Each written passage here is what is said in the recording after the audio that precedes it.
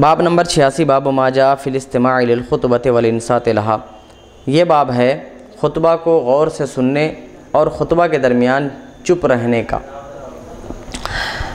حدیث نمبر 1110 حدثنا ابو بکر بن ابی شیبہ حدثنا شبابۃ بن سوار عن ابن ابی ذئب عن الزہری عن سعید بن المسیب عن ابی ہریرہ ان النبی صلی اللہ تعالی علیہ وسلم قال اذا قلت لصاحبک انصت یوم الجمعہ والامام یخطب فقد لغوت۔ حضرت ابو ہریرہ سے مروی ہے کہ نبی کریم صلی اللہ تعالی علیہ وسلم نے ارشاد فرمایا، جب تم نے اپنے ساتھی سے، اپنے پاس والے سے کہا خاموش رہو جمعہ کے دن، درا حال کہ یعنی اس حال میں کہ امام خطبہ بول رہا ہو، خطبہ پڑھ رہے ہوں امام، تو تم نے لغو کیا، یعنی اپنا جو عمل جو تم کو اجر ملنے والا تھا وہ بیکار ہو گیا۔ حدیث نمبر 1111 حدثنا محرز بن سلمۃ العدنی حدثنا عبد العزیز ابن محمد الدراوردی عن شریک ابن عبداللہ ابن ابی نمر عن عطاء ابن یسار عن ابی بن کعب ان رسول اللہ صلی اللہ تعالی علیہ وسلم قرأ یوم الجمعۃ تبارک وهو قائم فذکرنا بایام اللہ وابو الدرداء او ابو ذر یغمزنی فقال متى انزلت هذه السورة انی لم اسمعها الا الآن فاشار الی ان اسکت فلما انصرفوا قال سألتك متى انزلت هذه السورة فلم تخبرنی فقال ابی لیس لک من صلاتک اليوم الا ما لغوت فذهب الى رسول اللہ صلی اللہ علیہ وسلم فذکر ذلك له واخبره بالذي قال ابی فقال رسول اللہ صلی اللہ تعالی علیہ وسلم صدق ابی۔ حضرت ابی بن کعب سے مروی ہے کہ رسول اللہ صلی اللہ تعالی علیہ وسلم نے جمعہ کے دن تبارک یعنی تبارک الذی بیدہ الملک اس آیت کی تلاوت کی، وہو قائم درا حال کہ آپ کھڑے تھے یعنی خطبہ کے درمیان، فذکرنا بایام اللہ تو ہم نے اللہ تبارک و تعالیٰ کے دنوں کو یاد کیا، اور ابو درداء یا ابو ذر نے مجھے اشارہ کیا، اشارہ کرتے ہوئے پوچھا کہ یہ سورہ کب نازل ہوئی، میں نے تو نہیں سنا تھا، ابھی سن رہا ہوں۔ تو آپ نے یعنی حضرت ابی بن کعب نے اشارہ کر کے انہیں خاموش رہنے کے لیے کہا۔ تو جب وہ لوگ نماز پڑھ چکے تو حضرت ابو درداء یا ابو ذر نے ان سے کہا کہ میں نے آپ سے پوچھا تھا کہ یہ سورہ کب نازل ہوئی تو آپ نے مجھے بتایا نہیں۔ تو حضرت ابی نے کہا کہ آج تمہیں نماز میں سے کچھ نہیں ملے گا کیونکہ تم نے اپنا اجر ضائع کر دیا، تو برباد کر دیا، بیکار کر دیا، یعنی گفتگو کرنے کی وجہ سے جو تم کو ثواب ملنے والا تھا وہ ثواب ختم ہو گیا۔ وہ یعنی حضرت ابو ذر یا ابو درداء دونوں میں سے کسی ایک نے، جس نے بھی پوچھا تھا، وہ رسول اللہ صلی اللہ تعالی علیہ وسلم کے پاس گئے، فذکر ذلک لہ تو انہوں نے یہ بات ان سے کہی اور بتایا اس کے بارے میں جو حضرت ابی نے ان سے کہا تھا۔ تو رسول اللہ صلی اللہ تعالی علیہ وسلم نے ارشاد فرمایا ابی نے سچ کہا۔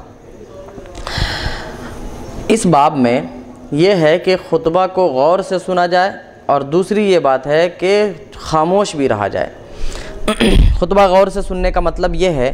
کہ امام جب خطبہ ارشاد فرما رہے ہوں، امام جب خطبہ پڑھ رہے ہوں، تو اس درمیان اپنے ذہن کو صرف امام کی باتوں کی طرف لگا کے رکھے، امام سے جو آواز آ رہی ہے اس کو کم سے کم اپنے کانوں سے سنیں،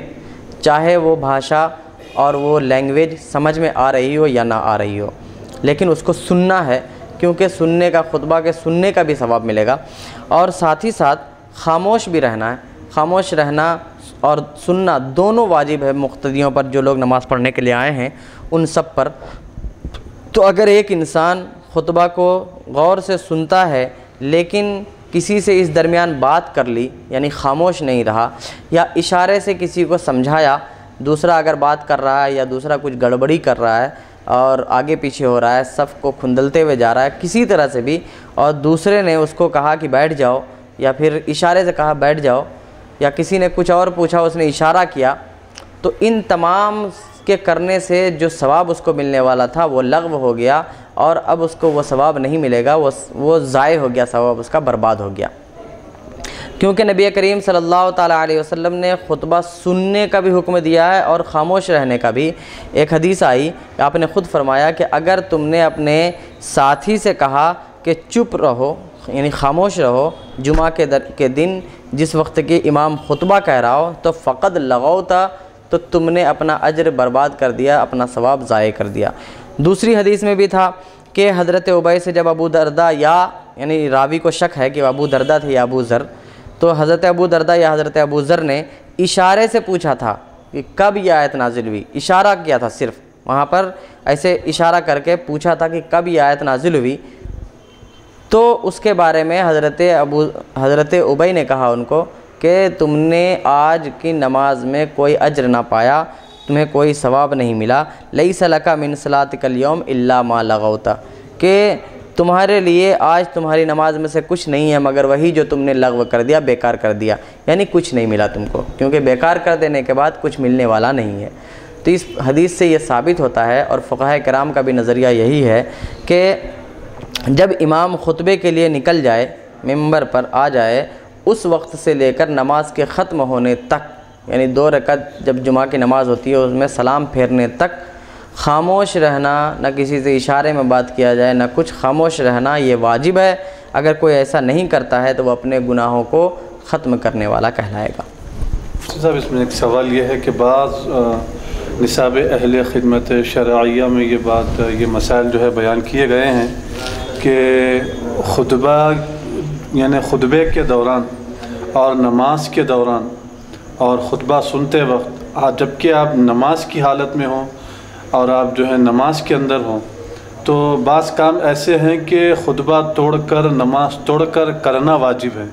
جیسا کہ آپ دیکھ رہے ہیں کہ ایک شخص سامنے سے آ رہا ہے، نابینا ہے، اندھا ہے، نظر نہیں آتا اور سامنے گڑھا ہے۔ اگر آپ نماز نہیں توڑیں گے یا خطبہ چھوڑ کر اس کو بچانے کے لیے نہیں جائیں گے،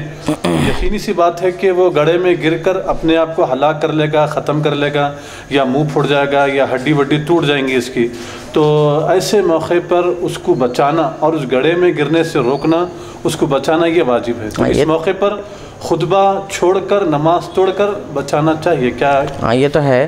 جیسے کہ دوسری حدیثوں سے بھی معلوم ہوتا ہے کہ اگر ہم نماز پڑھ رہے ہوں اور سامنے کوئی موذی جانور، کوئی تکلیف دینے والا جانور آ جائے، جیسے سانپ ہو، بچھو ہو، یا ایسے ہی کوئی جانور جس کے ڈنک مارنے سے ہمیں تکلیف ہو سکتی ہے، یا ہم دیکھ رہے ہیں، ہم نماز پڑھ رہے ہیں، کوئی دوسرا سویا ہوا ہے، اس کے پاس اگر ایسا کچھ ہوتا ہے ہم دیکھ رہے ہیں اور ہم بچا سکتے ہیں، تو ہمیں نماز توڑ کے وہاں جانے کی اجازت ہے۔ تو یہ تو وہ صورتیں ہیں جہاں پر کسی کی جان بچانے یا کسی کو ہلاکت میں گرنے سے بچانے کی بات ہو، تو اس وقت توڑنے کی اجازت ہے، اور وہ ٹوٹے گا بھی نہیں، یعنی ثواب ہمارا ضائع نہیں ہوگا، اور ہم واپس اپنے اجر میں ہی اور عمل میں ہی رہیں گے اگر ہم اس کو کرتے ہیں، کیونکہ یہ دوسری حدیث سے ایسا کرنا ثابت ہے، اور یہ خدمت خلق ہے، انسانوں کی مخلوق کی خدمت ہے، اور حدیث کے روح سے ایسا کرنا جائز ہے۔ تو اس درمیان اگر ہم بچاتے ہیں کسی کو، تو ہمارا خطبہ تو نہیں ٹوٹے گا، نماز کو پھر سے پڑھنا ہے، لیکن باقی خطبہ جو ہے، تو خطبہ میں جو لغو ہونے والی بات تھی، بیکار ہونے والی بات تھی، وہ اجر ہمارا ضائع نہیں ہوگا۔